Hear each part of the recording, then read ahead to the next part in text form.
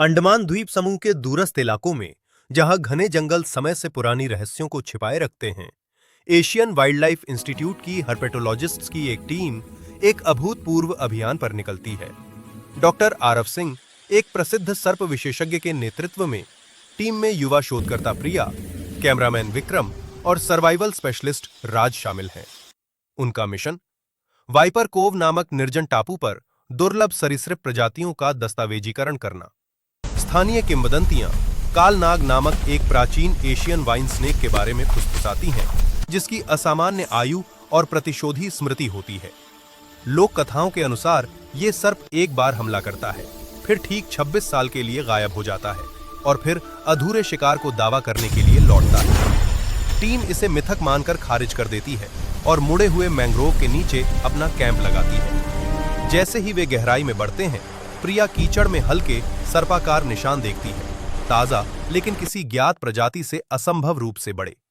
Camera चलता है जबकि डॉक्टर सिंह जैव विविधता की व्याख्या करते, लेकिन झाड़ियों से एक निचली सिसकार गूंजती है। रात ढलती है और कैंपफायर के चारों ओर राज 1999 की एक ठंडी कहानी साझा करता है। एक मछुआरा जो काटने से बच गया था, लेकिन कसम खाता था कि सर्प लौटेगा।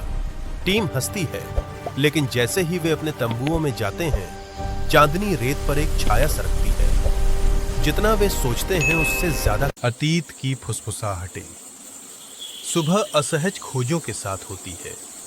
विक्रम की रात की फुटेज में ग्लिच दिखते हैं। फ्रेम जहां एक हरी भरी आकृति पलक झपकते ही गायब हो जाती है। टीम इसे तकनीकी खराबी मानती है, लेकिन जैसे ही वे जंगल में आगे बढ़ते हैं, उन्हें एक पुराना जंग लगा हुआ कैंप मिलता है। 26 साल पहले का एक लापता अभियान का अवशेष। डॉक्टर सिंह पुरानी डायरी पढ़ते हैं, जिसमें लिखा है कि एक सर्प ने हमला किया था। वो 2 टन का शिकार करता है, जिससे पारिस्थितिकी तंत्र बिगड़ रहा है। प्रिया को एक पेड़ पर चीरने के निशान मिलते हैं, जैसे कोई चीज सालों से इंतजार कर रही हो। दिन ढलते ही राज को एक सिसकार सुनाई देती है और वह एक गुफा की ओर आकर्षित होता है। अंदर दीवारों पर प्राचीन चित्र हैं, एक सर्प जो 26 साल के चक्र में लौटता है। टीम डॉक्यूमेंट्री के लिए फिल्माती है, लेकिन जैसे ही सूरज डूबता है, विक्रम का कैमरा फिर से ग्लिच करता है।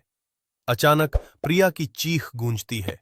उसके पैर के पास की जमीन हिलती है, जैसे कुछ नीचे से ऊपर आने वाला हो।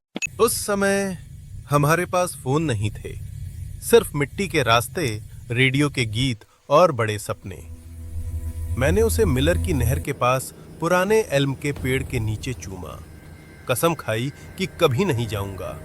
लेकिन फिर युद्ध आ गया और जवानी धुएं की तरह मेरी उंगलियों से फिसल गई। मजेदार है कैसे एक पल हमेशा के लिए रह सकता है।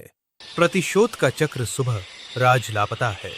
टीम उसे ढूंढती है, लेकिन सिर्फ उसके फुटप्रिंट मिलते हैं, जो एक गड्ढे की ओर जाते हैं। नीचे एक भूमिगत सुरंग। डॉक्टर सिंह फैसला करते हैं कि वे अंदर जाएंगे, डॉक्यूमेंट्री को जारी रखते हुए। प्रिया अब ठीक हो रही, लेकिन डरी हुई साथ जाती है। सुरंग में वे प्राचीन अवशेष पाते हैं, एक मंदिर जैसा, जहां कालनाग की पूजा होती थी। दीवारों पर लिखा है कि सर्प 26 साल बाद लौटता है, 26 साल बाद लौटता है।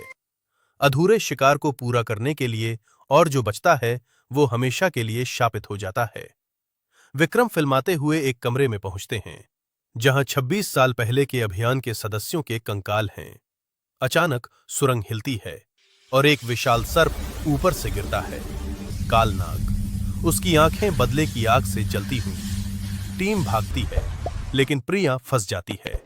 सर्प उसके करीब आता है, लेकिन हमला करने के बजाय नीचे की ओर सरकता है, जैसे इंतजार कर रहा हो और ज्यादा के लिए। अंतिम शिकार टीम जैसे तैसे बाहर निकलती है, लेकिन बाहर कदम रखते ही उन्हें महसूस होता है कि आइलैंड जिंदा हो चुका है। जंगल की हर डाल हिल रही है, हर पत्ता एक डरावनी सिसकारी की तरह फुसफुसाता है। वे मदद के लिए सिग्नल भेजते हैं, लेकिन आकाश में उठती रोशनी को देखकर भी दुनिया की ओर से कोई जवाब नहीं आता, मानो ये द्वीप अब नक्शे से ही गायब हो चुका हो। इसी अराजकता के बीच उन्हें विक्रम की आखिरी फुटेज मिलती है। फुटेज में दिखता है वह विशाल सर्प वास्तव में 26 साल पहले प्रिया के पूर्वज से जुड़ा हुआ है, एक अधूरा बदला जो पीढ़ियों से जलता आ रहा है। डॉक्टर सिंह ठंडी सांस लेकर कहते हैं, ये हमला नहीं, एक चक्र है। सर्प लौटता है हर 26 साल में। और फिर रात गिरती है, धरती हिलती है, समुद्र पीछे हटता है, जंगल शांत हो जाता है, जैसे किसी चीज का इंतजार कर रहा हो।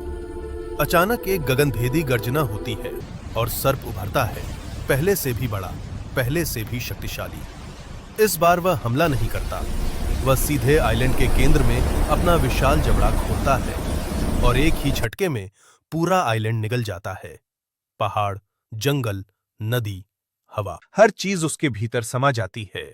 सागर जहां पहले आइलैंड की सीमा थी, वहां अब केवल सर्प का विशाल काला शरीर फैला हुआ है, मानो उसने आइलैंड की जगह खुद ले ली हो। अब धरती पर उस द्वीप का कोई नाम निशान नहीं, सिर्फ एक जीवित दानव जो चुपचाप सांस ले रहा है। पूरा द्वीप बन चुका है सर्प का शरीर, और चक्र अब और भी भयानक हो चुका है।